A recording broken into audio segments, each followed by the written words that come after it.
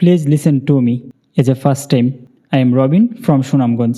বাংলাদেশ তার ভালোর জন্য প্রতি 5 বছরে একবার সুযোগ দেয়, সেটা কি? ইলেকশন। কিন্তু সেই ভোটটা এখন ব্যবসা হয়ে গেছে, টাকার ব্যবসা, কোটি কোটি টাকার ব্যবসা। আর এর জন্য অন্য কেউ দায়ী নয়, আমরা দায়ী, শুধুই আমরা দায়ী। আমরা আনন্দ থাকার জন্য অনেকগুলো দিন সেলিব্রেট করি, birthday, marriage day, father's day, lovers day, friendship day, এমনকি লোকে কুকুরেরও বার্থডে সেলিব্রেট করে। কিন্তু এই দেশের সেবা করার জন্য কারো কাছে একটাও দিন আছে কি? নেই। কেন নেই? 15ই আগস্ট, 16ই ডিসেম্বর, 26শে মার্চ, 21শে ফেব্রুয়ারি, 14ই ফেব্রুয়ারি, এগুলি সব ছুটির দিন হয়ে গেছে।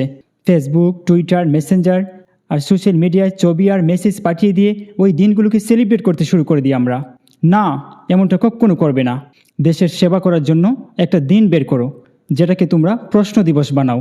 আর যেদিন এটা হবে যে আমরা নেতাকে, মিডিয়াকে, সিস্টেমকে প্রশ্ন করব, সেই দিন আমাদের দেশ মজবুত হবে আর আমরা সবাই মজবুত হব। আর কত নিজেদের মহামূল্যবান ভোটকে বিক্রি করবে ধর্মের জন্য, পদের জন্য, পলিসির জন্য, বিয়ার আর বিরিয়ানির জন্য, সিঙ্গারার জন্য, নোটের জন্য, পলিসির জন্য, আর কত নিজেদের মহামূল্যবান ভোটকে বিক্রি করবে। বন্ধ করো এই ব্যবসা। এইবার কোনো নেতাকে, কোনো এমপিকে ভোটের দিন ভোট দেওয়ার আগে একবার দেশের পতাকাকে মনে করিয়ে নিও, একবার নিজের সন্তানের ভবিষ্যৎ মনে করে নিও, একবার দেশের ভবিষ্যৎ মনে করে নিও।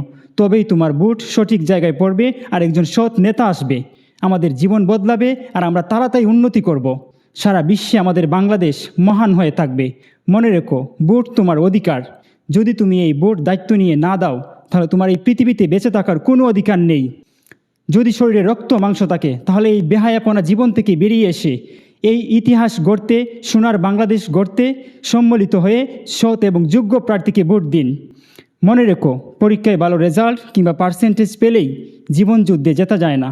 জীবন যুদ্ধে জিততে হলে সবাইকে সঙ্গে নিয়েই তবে জিততে হয়। মনে রাখবেন, প্রতিশোধ পরায়ণের মানসিকতা একটি রাষ্ট্রকে ধ্বংস করে দিতে পারে, আর সহনশীলতার মানসিকতাই একটি রাষ্ট্রকে পুনর্গঠন করতে পারে। তাই সবাই মিলে সহমর্মিতা আর ভালোবাসা দিয়ে একটি নতুন বাংলাদেশ গড়ি। সবাই ভালো থাকবেন। আল্লাহ হাফেজ।